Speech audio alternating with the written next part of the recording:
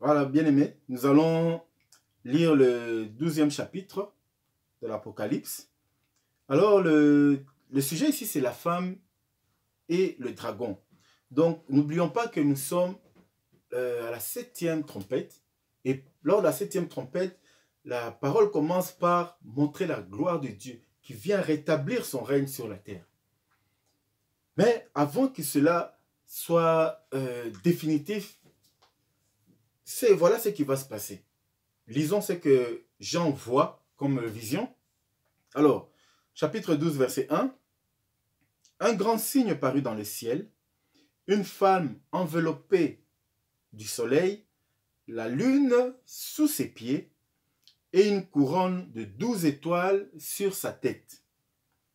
Elle était enceinte et elle criait, étant en travail et dans les douleurs de l'enfantement. Alors ici, nous allons aller petit à petit. Jean voit un signe dans le ciel et il voit une femme, mais cette femme est couverte de soleil, elle est enveloppée du soleil. Et nous avons déjà dit que le soleil représente Dieu lui-même, donc représente la présence de Dieu, la grâce de Dieu, sa puissance. Donc cette femme est recouverte de la grâce de Dieu. Et la lune sous ses pieds, ce qui est étrange. Donc elle a le soleil qui la recouvre, mais sous ses pieds, donc elle est sur la lune. Mais que représente la lune? La lune, c'est quoi d'abord? La lune, c'est cet astre, c'est-à-dire ce luminaire, qui éclaire pendant la nuit. Mais qu'est-ce qui est cette lumière qui luit dans les ténèbres?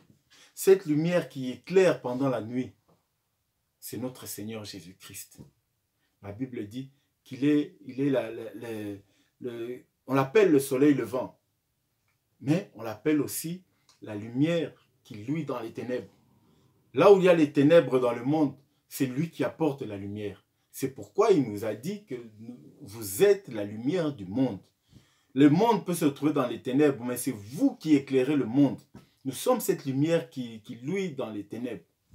C'est pourquoi la Bible nous dit que cette femme a été recouverte de la grâce de Dieu, de la présence de Dieu. Et elle marchait, donc c'est-à-dire, pas marcher, mais sous ses pieds était cette lumière qui luit dans les ténèbres. Donc c'est cette lumière, c'est comme si elle était suspendue dans le vide et c'est la lune qui l'a supportée. Donc c'est le Christ qui supporte, qui est le support de cette femme. Mais nous allons continuer pour voir de qui il s'agit. Et une couronne de 12 étoiles sur la tête. Donc une couronne de 12 étoiles. Mais dans cette royauté avec ces 12 étoiles, que représentent ces 12 étoiles? Nous avons ici, les 12 étoiles présentement représentent les 12 tribus d'Israël. Les 12 tribus d'Israël. Et nous comprenons que la femme dont il est question, cette femme qui est enveloppée de soleil et qui a le Messie, donc ça veut dire le Christ sous ses pieds, donc le Christ qui supporte cette femme, qui la maintient debout, et cette femme qui a cette couronne de 12 étoiles, donc qui représente les 12 tribus, cette femme, au fait, représente Israël. Cette femme représente Israël. Et la Bible dit, elle est enceinte, elle criait, étant en travail et dans les douleurs de l'enfantement. Donc cette femme était prête à enfanter. Donc Israël est prête à enfanter, mais enfanter qui? Alors, nous allons comprendre quelque chose. Israël, Dieu a créé Israël, cette nation. D'abord, comme nous avons déjà dit, c'est pour porter le Messie, pour être le réceptacle du Messie. Aucune nation sur la terre ne pouvait supporter Israël, aucun peuple. Pourquoi? Parce que personne, dans le temps, personne, la terre entière était rejetée par Dieu et personne n'avait la loi de Dieu. Il n'y avait qu'Israël, ce peuple que Dieu a créé, et ce peuple possédait la loi de Dieu. Et par cette loi, le Messie pouvait venir parce que la parole de Dieu était déjà sur la terre. Alors Israël est prête à à donner naissance au Messie, c'est-à-dire à engendrer le Messie, qui est le sauveur de l'humanité. D'ailleurs, la Bible va dire, lisons, un autre signe parut dans le ciel, et voici c'était un dragon rouge ayant 7 têtes et 10 cornes, et sur ces 7 têtes, 7 diadèmes. Donc, la femme, lorsqu'elle est, bon, Israël, parce qu'on parle d'Israël, cette femme qui avait la couronne de 12 étoiles, cette femme était dans les douleurs de l'enfantement. Donc, Jean révèle que cette femme devait engendrer le Messie, qui devait sauver toutes les nations. Mais en même temps, il voit une autre vision, et dans cette vision, il voit un dragon. Et ce dragon avait 7 têtes, 10 cornes et 7 diadèmes. Nous allons revenir. Lisons. Sa queue entraîna les tiers des étoiles du ciel et les jeta sur la terre. Le dragon se tient devant la femme qui allait enfanter afin de dévorer son enfant lorsqu'elle aurait enfanté. Elle enfanta un fils qui doit paître toutes les nations avec une verge de fer. Donc, les nations, donc le Messie qui devait naître d'Israël. Donc, Israël qui devait engendrer le Messie, cette femme enceinte qui devait engendrer son enfant devait paître toutes les nations, c'est-à-dire toutes les tribus, tous les peuples. Donc c'est le Messie, c'est Jésus-Christ qui vient pour sauver toutes les nations de la terre. Pas seulement Israël.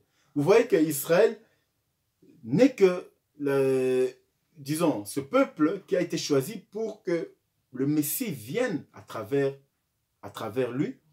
Mais le Messie qui vient à travers lui, il ne vient pas seulement pour Israël, il vient pour sauver toutes les nations. C'est pourquoi la Bible dit qu'il doit paître toutes les nations avec une verge de fer.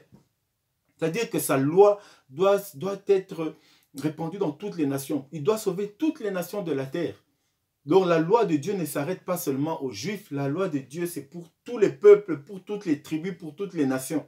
C'est pourquoi des fois, nous trompons en disant que, bon, dans nos pays, nous avons nos dieux. Dans tel pays, nous avons nos dieux. Oui, mais c'était des erreurs. Puisque c'est Dieu, lorsque nous remontons au temps de la création, après la chute d'Adam, la Bible dit que Dieu avait abandonné l'homme. L'homme était devenu ce qu'on appelle ennemi de Dieu. Et comme l'homme n'était plus attaché à Dieu, l'homme a commencé à se chercher des autres dieux pour remplacer le véritable Dieu. C'est comme ça que toutes les nations de la terre se sont retrouvées avec des dieux différents. Mais la Bible dit que Dieu, comme il voulait se réconcilier avec le monde, il a créé ce peuple en qui il a mis le Messie qui devait venir à travers ce peuple qui possédait déjà la loi de Dieu et à travers ce peuple répandre la parole sur toute la terre. D'ailleurs, si aujourd'hui nous avons la Bible, elle est juive. Elle est juive. Quand vous regardez tous les écrits, c'était des Juifs. C'était des enfants d'Israël. Le peuple de Dieu, la plupart des livres qui sont écrits, c'est le peuple hébreu, le peuple d'Israël. Donc, on ne peut pas dire qu'Israël a échoué, comme beaucoup le disent, que non, Israël a rejeté Dieu, ils seront tous en enfer. Ce n'est pas vrai, c'est faux, puisque la parole que nous avons, elle est juive. Tous les écrits que nous lisons, Jésus s'adressait à qui? À des Juifs. Quand Jésus parlait, tout ce qu'il donne, même l'Apocalypse, été révélé à Jean. Jean était qui? C'était un Juif. Et c'est à partir d'eux que la parole s'est répandue sur toute la terre. Si nous prêchons la parole de Christ aujourd'hui, c'est parce qu'il y a des Juifs qui ont reçu cette parole avant que le Messie vienne. Et cette parole s'est répandue. Aujourd'hui, le monde entier est sous la loi de Dieu. Le monde entier a reçu la loi de Dieu. Bien que d'autres l'acceptent et d'autres ne veulent pas l'accepter, mais la Bible nous dit ici qu'il va paître les nations avec une verge de fer, avec sa loi. Alors, voilà, quand on parle de cette femme, il s'agit d'Israël qui veut engendrer le Messie, qui va engendrer Jésus-Christ. Alors revenons ici au verset 3. Donc un autre signe parut dans le ciel, et voici c'était un grand dragon rouge. Un dragon rouge.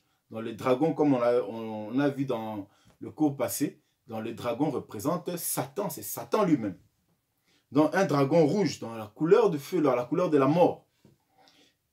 rouge, ayant 7 têtes, 10 cornes, et sur ces têtes, 7 diadèmes. Alors, nous devons expliquer ça.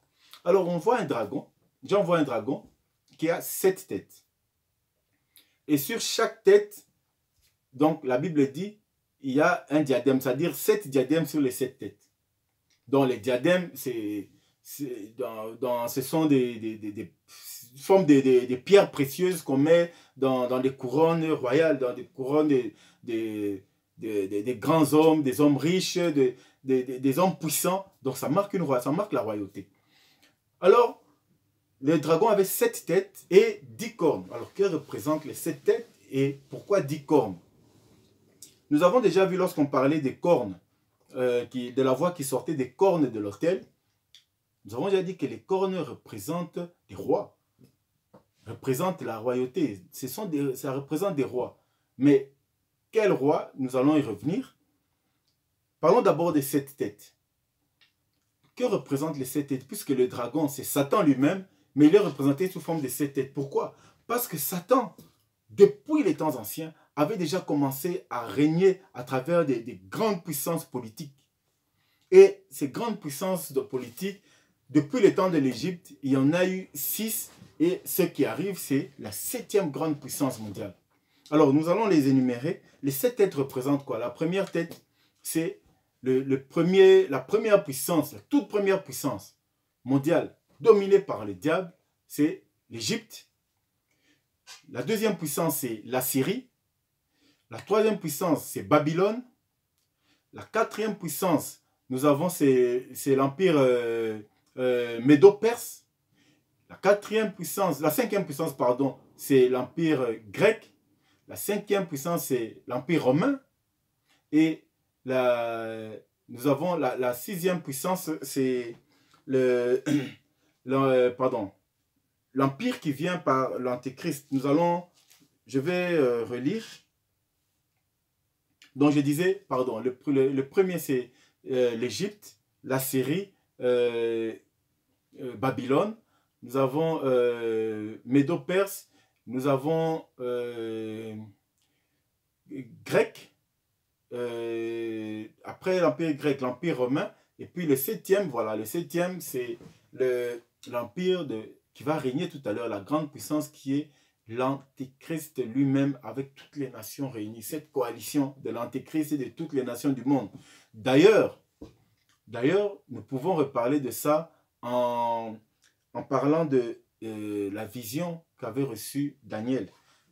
Si nous allons dans les livres de Daniel, c'est dans Daniel chapitre 2, au verset 32. Donc, je vais lire rapidement. Daniel chapitre 2, verset 32. Daniel. Voilà, Daniel chapitre 2, au verset 32. Parce que Daniel, c'est la vision de la statue, la grande statue de Nebuchadnezzar. Et on ne va pas tout lire parce que c'est trop long, mais c'est juste pour donner un peu de précision par rapport à ce que Daniel avait vu. Les différents royaumes, donc c'est ce qui représente les différentes têtes. Mais ici, rappelons que nous commençons à partir de Babylone, puisque dans l'Apocalypse, on dit qu'il y a 7 royaumes. Donc il y a déjà le premier pouvoir qui était égyptien et le deuxième qui était assyrien, mais qui n'est pas mentionné ici, puisque Babylone vient après, c'est le troisième. Alors lisons. Nebuchadnezzar avait vu une statue avec le corps qui était représenté des différentes parties, avec différentes matières premières. Alors lisons au verset 32. La tête de cette statue était d'or pur. Ça c'est le premier. Sa poitrine et ses bras étaient d'argent, donc deuxième matière. Son ventre et ses cuisses étaient d'airain, troisième matière. Ses jambes de fer, quatrième matière. Ses pieds en partie de fer et en partie d'argile. Donc les pieds étaient mélangés d'argile et de fer.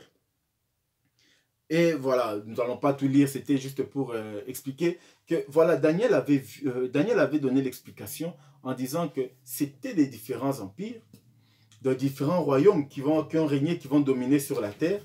Et pendant que ces royaumes vont dominer sur la terre, il y aura l'Éternel qui viendra et qui va s'attaquer, qui va frapper sur le pied qui est le mélange de l'argile et du fer. Et le mélange de l'argile et du fer, c'est qui correspond aujourd'hui au royaume, qui va correspondre aujourd'hui au royaume de l'Antéchrist et de toutes les nations mélangées. Mais les nations mélangées aujourd'hui, c'est le plus faible des empires. Depuis l'Égypte jusqu'à aujourd'hui, c'est la puissance la plus faible. Pourquoi? Parce que les nations aujourd'hui, comme nous regardons, quand nous voyons par exemple l'Union européenne, nous voyons des pays puissants avec des pays moins puissants mélangés. Mais quand vous mélangez le fort et le moins fort, ça, automatiquement, c'est la catastrophe. Et c'est pourquoi la Bible nous révèle que la dernière puissance, donc l'Antéchrist qui va régner, donc son gouvernement, qui sera fusionné avec les autres gouvernements du monde, d'apparence, ça sera très puissant. Mais la Bible nous révèle que ça sera l'argile mélangée avec le fer. Donc il y aura des gouvernements puissants avec les moins puissants, mais les deux ne tiendront pas. Comment voulez-vous mélanger l'argile avec le fer? Ça ne marche pas. Et l'Éternel viendra pour détruire.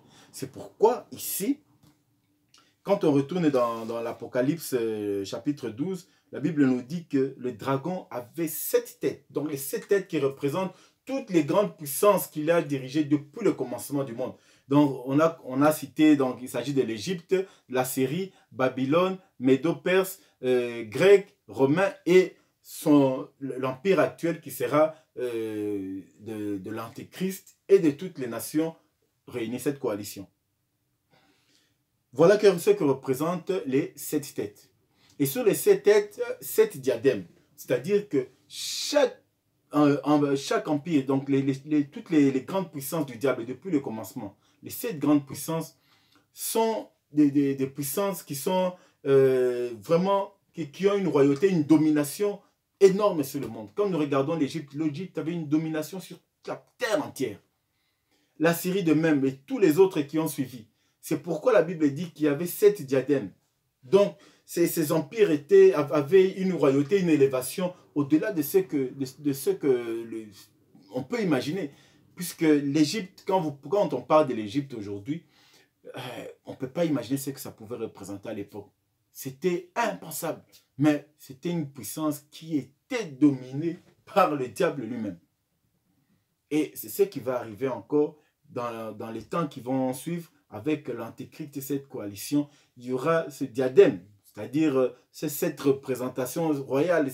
Donc c'est cette matière précieuse qui va leur donner cette royauté, cette puissance, ce pouvoir pour dominer la terre entière.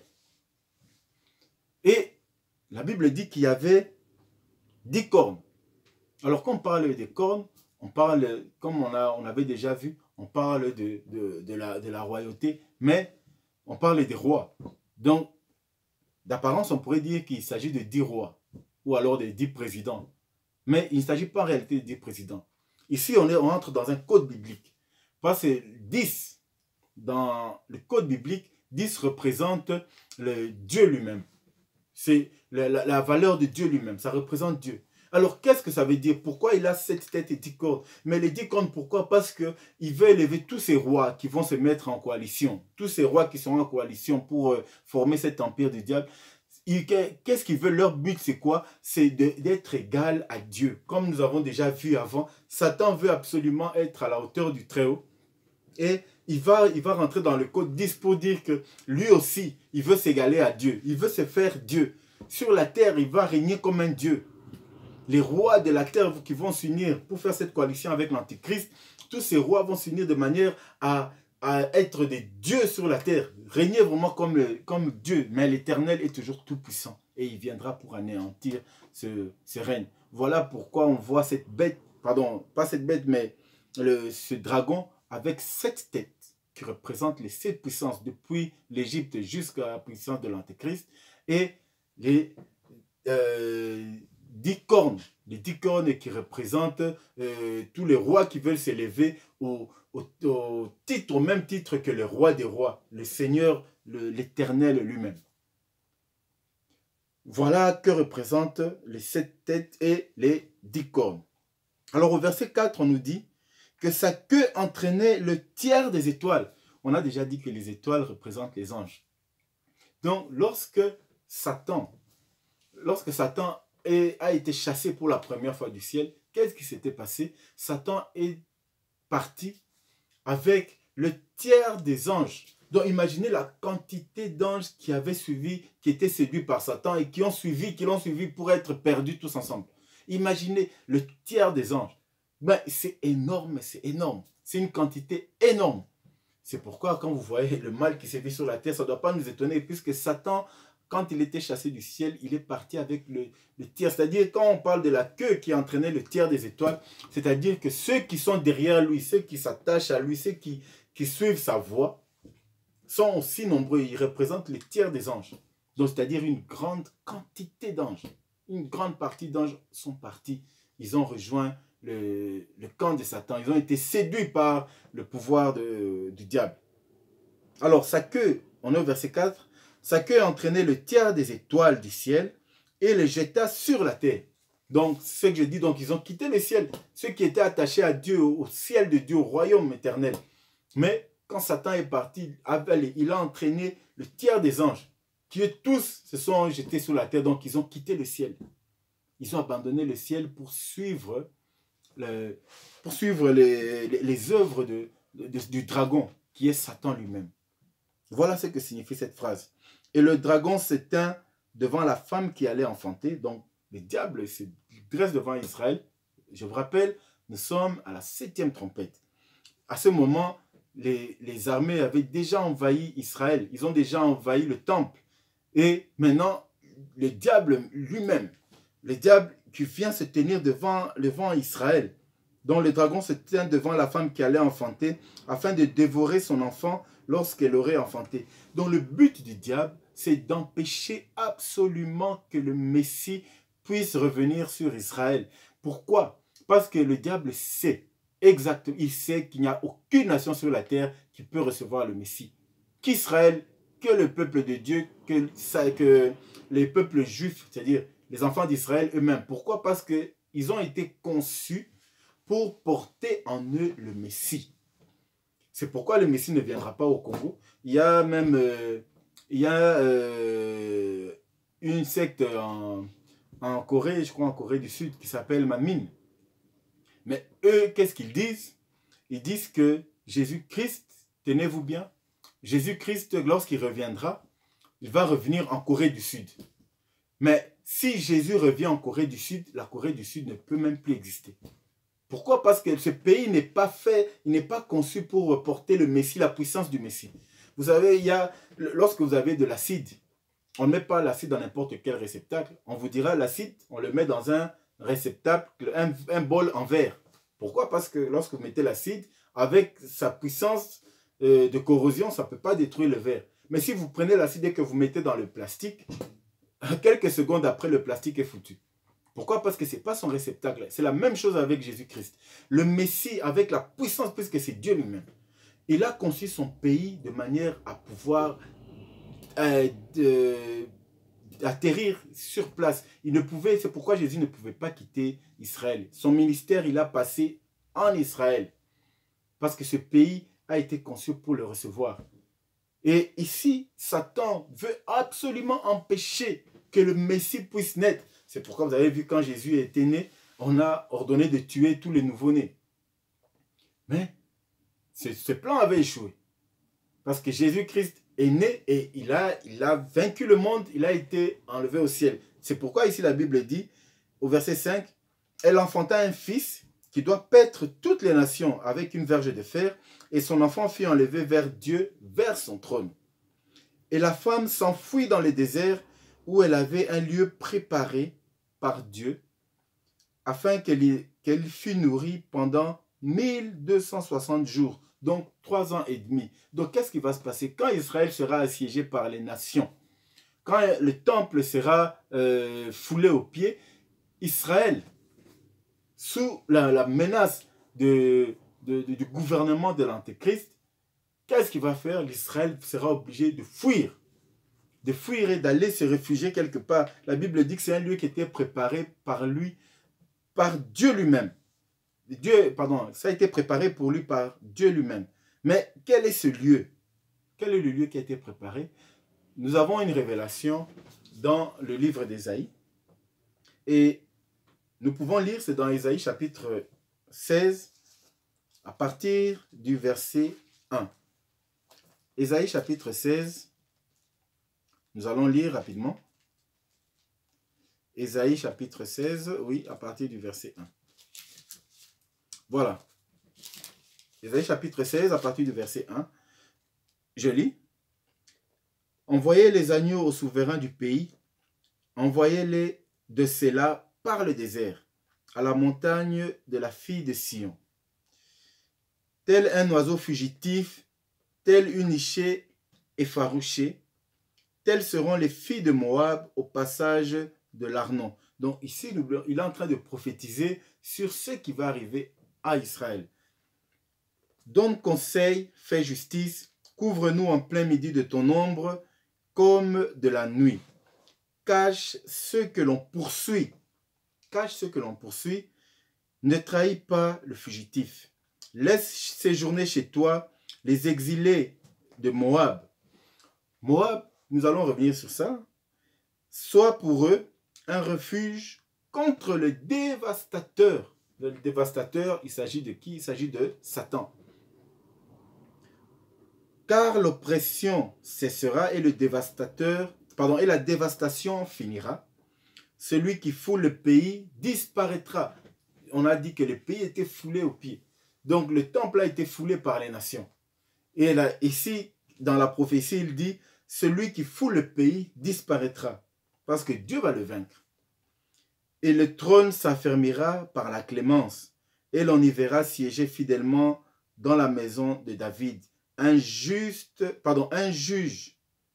ami de droit et zélé pour la justice. Donc, il parle que l'Éternel va rétablir son règne et Jésus-Christ va dominer.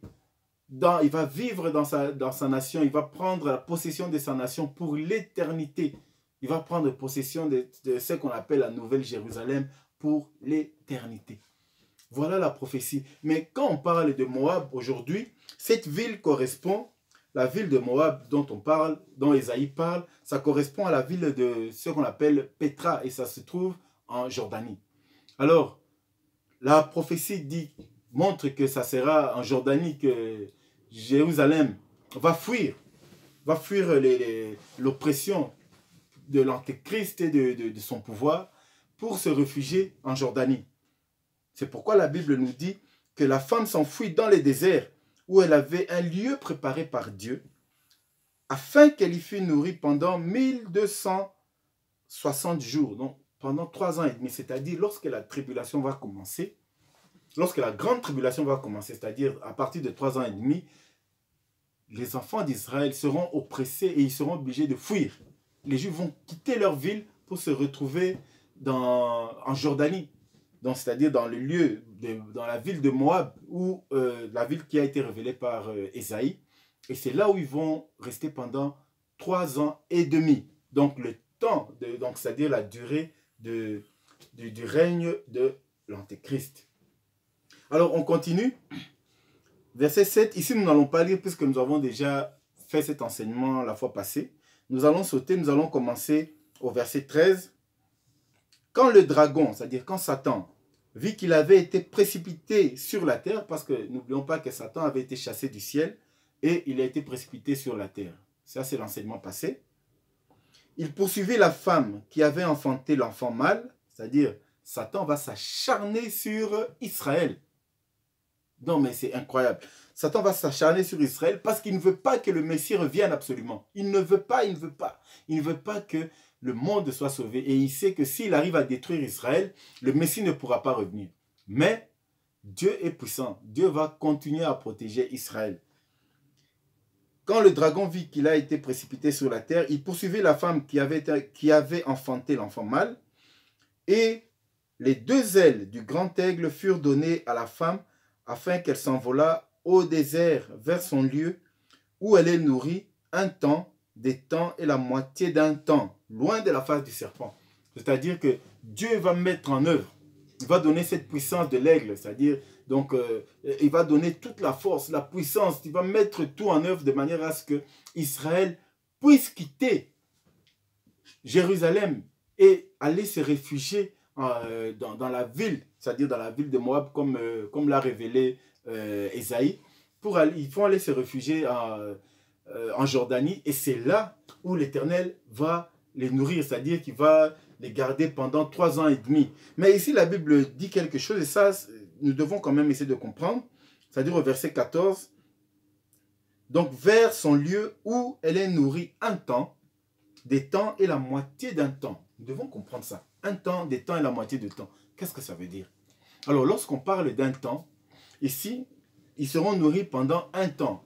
Le temps là, ça correspond à quoi? Ça correspond à la période où l'Antéchrist va régner et où l'Éternel va mettre fin. C'est la période que le Dieu a arrêtée pour mettre fin au règne de l'Antéchrist, mettre fin définitivement au règne de l'Antéchrist. Donc, c'est durant ce temps-là, durant cette période où Dieu va mettre fin, où l'Antéchrist va chercher à régner pour détruire, pas seulement Israël, mais détruire toutes les nations de la terre. Alors, cette période-là, Dieu va intervenir de manière à pouvoir mettre fin au règne de Satan. Alors, cette période ici, c'est représenté par un temps. Alors, il y a un temps et puis on dit des temps. Mais quand on parle des temps, c'est quoi?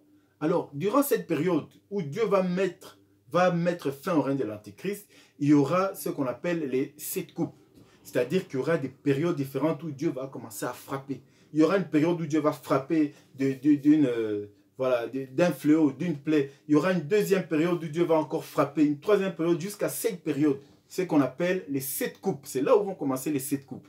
Et les 7 périodes-là, des 7 coupes, ici, c'est pourquoi la Bible nous dit que ce sont des temps. Donc, il sera nourri un temps, cette période où Dieu va mettre fin.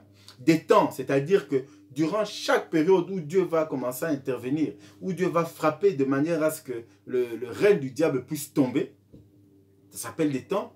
Et il précise, et la moitié de temps. Mais la moitié de temps représente quoi? Le temps de la grande tribulation, c'est-à-dire 3 ans et demi. Parce que le temps, comme ça a été décrit chez Daniel, qui avait dit une semaine qui représente 7 ans, et la Bible dit qu'à partir de la moitié du temps, c'est-à-dire 3 ans et demi jusqu'à la fin, ça va donc 3 ans et demi aussi, ce temps-là, c'est le temps où va régner l'Antéchrist. Donc, Israël sera nourri pendant le temps où Dieu va mettre fin au règne de l'Antéchrist, pendant le temps où Dieu va frapper, c'est-à-dire des temps, ce qui est précisé ici par des temps, et puis la moitié de temps qui représente 3 années et demie, donc 3 ans et demi, qui est le temps de la grande tribulation, la période où l'Antéchrist va régner sur la terre. Donc, bien que l'Antéchrist voudra régner et imposer son système pour se faire roi, comme la Bible dit, il possède 10 cornes, mais Dieu viendra pour mettre fin à l'Antéchrist. Il va l'anéantir de manière à ce que jamais l'Antéchrist ne pourra se réjouir de son pouvoir et avoir cette domination, ni se faire passer pour Dieu. Parce que les catastrophes qui vont suivre après, c'est ce qu'on va appeler les 7 coupes. Et là, nous comprenons que le diable sera anéanti par l'Éternel. Et Dieu avertit déjà en disant que Israël, il va mettre Israël de côté. Il va sauver Israël. Parce que le diable va vouloir s'acharner pour l'exterminer de manière à ce que le Messie ne revienne pas. Continuons. Et de sa bouche, le serpent lança de l'eau comme un fleuve derrière la femme afin de l'entraîner par le fleuve. Donc vous comprenez que le diable va mettre tout en œuvre. Ça peut être des armes, même nucléaires, nous n'en savons rien. Mais il va mettre tout en œuvre de manière à détruire Israël. Donc le but, c'est de détruire. Quand on dit être entraîné dans l'eau, c'est comme les Égyptiens, lorsqu'ils poursuivaient Moïse et son peuple, ils voulaient traverser l'eau, mais ils ont été engloutis. Et lorsque tu es englouti dans l'eau, c'est-à-dire que tu es fini, donc tu es exterminé. Et ici, le but du diable, c'est d'exterminer Israël. C'est pourquoi la Bible dit qu'il lance de l'eau, il voit le diable cracher de l'eau et qui était comme un fleuve derrière la femme pour pouvoir l'entraîner et pour la détruire. Verset 16. Et la terre secourut la femme, et la terre ouvrit sa bouche et engloutit le fleuve que le dragon avait lancé de sa bouche. Alors, vous comprenez ici que lorsque le diable va s'acharner sur Israël, lorsqu'il va mettre tout en œuvre pour détruire Israël, Dieu va faire en sorte que la terre entière, tout ce qui est de la terre sera pour Israël. C'est-à-dire que tout sera mis en œuvre pour protéger Israël. Le diable va s'acharner, mais Dieu va faire en sorte que même la terre réagisse pour qu'Israël soit protégé. Et le dragon fut irrité contre la femme et s'en alla faire la guerre au reste de la postérité. Donc le diable voit qu'il a tenté d'avoir la femme, il n'a pas pu. Il a essayé de la tuer, il n'a pas pu. Il a mis tout en œuvre, il n'arrive pas. Et que la femme est protégée par Dieu. Qu'est-ce qui va se passer? L'Antéchrist et son gouvernement, qu'est-ce qu'ils vont faire? Ils viendront maintenant s'acharner sur le reste de tous ceux, disons. Donc, il s'en alla faire la guerre au reste de sa postérité, c'est-à-dire à tous les autres juifs qui vont rester en Israël. Parce que beaucoup d'autres ne vont pas partir. C'est toujours comme ça, à chaque fois qu'il y a une libération, il y a une grande partie qui reste. Mais tous ceux qui vont rester, la Bible nous dit qu'il va aller faire la guerre. Il ira pour détruire, donc pour exterminer tous ceux qui vont rester du peuple d'Israël dans leur pays et même ailleurs. Donc c'est pourquoi on dit au reste de sa postérité, à ceux qui gardent le commandement de Dieu et qui ont le témoignage de Jésus-Christ. C'est-à-dire que pendant les 3 années et demie, maintenant l'Antéchrist s'est révélé comme l'Antéchrist. Il s'est révélé comme le destructeur. Et là maintenant, il va s'en prendre à, premièrement, tous les Juifs qui vont rester, ceux qui n'auront pas eu l'occasion ou alors qui n'avaient pas voulu fuir. À tout cela, il va leur faire la guerre pour les détruire. Mais même à tous ceux des nations, c'est-à-dire les peuples de toute la terre entière, tous ceux qui auront le nom de Jésus-Christ seront dans le viseur du diable. Il va chercher à les détruire. C'est pourquoi vous voyez à cette époque, ce sera des moments où il y aura même des lois. Il existera des lois pour tuer tous ceux qui croient en Dieu. Tous ceux qui prient, tous ceux qui vont chercher à s'attacher à Dieu, ils vont prier. C'est pourquoi Jésus disait que ce sera des moments difficiles que le monde n'a jamais connus depuis qu'il existe. Parce que le diable, tellement qu'il est acharné, il a été chassé du ciel, il se retrouve sur la terre. Maintenant, il veut en finir avec tous ceux qui croient encore en Jésus-Christ. Et la Bible nous dit qu'il va revenir. Comme il va chercher à tuer Israël, à exterminer Israël et qu'il ne va pas y arriver, il va revenir maintenant sur tous ceux qui ont le nom de Jésus-Christ. Tous ceux qui n'auront pas la marque de la bête, ceux-là seront poursuivis. Ils vont chercher, le diable va chercher à les exterminer. C'est pourquoi la Bible nous dit à ceux qui gardent le commandement de Dieu et qui ont le témoignage de Jésus-Christ. Et il se tint sur le sable de la mer. Quand on parle de sable de la mer, c'est quoi? Le sable de la mer représente la postérité que Dieu avait promis à Abraham, c'est-à-dire tous les enfants de Dieu, tous ceux qui ont cru à la parole de Dieu. Le diable va se poser, il va chercher à dominer sur le sable de la mer, donc sur tous ceux qui croient en Dieu.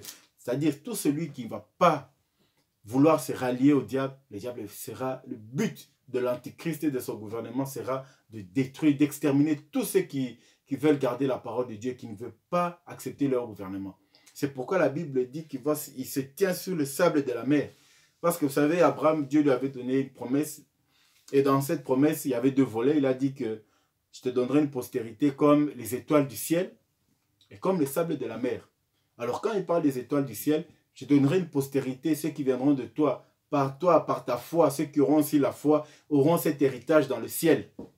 Tous ceux qui seront dans le ciel à côté, dans le royaume de Dieu, ceux qui vont hériter de la vie éternelle. Mais je te donne aussi une postérité sur la terre. C'est-à-dire ceux qui vont croire et qui sont encore sur la terre, qui ne sont pas encore enlevés, qui ne sont pas encore au ciel, mais qui sont encore sur la terre. Ceux-là, c'est ta postérité. Tous ceux qui vont garder la foi, qui vont garder la loi de Dieu, c'est ta postérité. C'est le sable de la mer.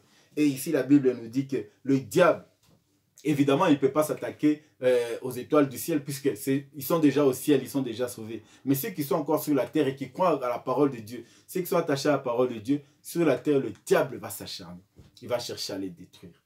Donc, voilà le 3e malheur lorsque la 7e trompette a sonné. Mais ce n'est pas encore fini puisque après, nous allons voir comment l'Antéchrist, dont le gouvernement de l'Antéchrist va prendre la possession du monde entier. Et tout a commencé à partir de là. Mais maintenant, on va nous dire clairement qu'il a pris la possession du monde entier et c'est à partir de 3 années et demie du temps des tribulations. Ça sera de 3 ans et demi jusqu'à la fin. Et ça sera le sujet que nous allons voir prochainement. Que Dieu vous bénisse et à bientôt.